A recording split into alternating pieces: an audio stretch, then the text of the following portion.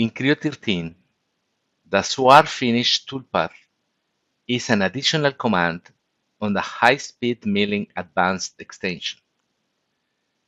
This advanced 5-axis milling step uses the side of the tool to machine complex shapes such as impellers or blades.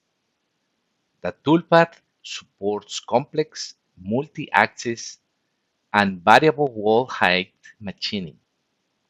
It also includes robust automatic collision detection and avoidance for both the tool and the holder.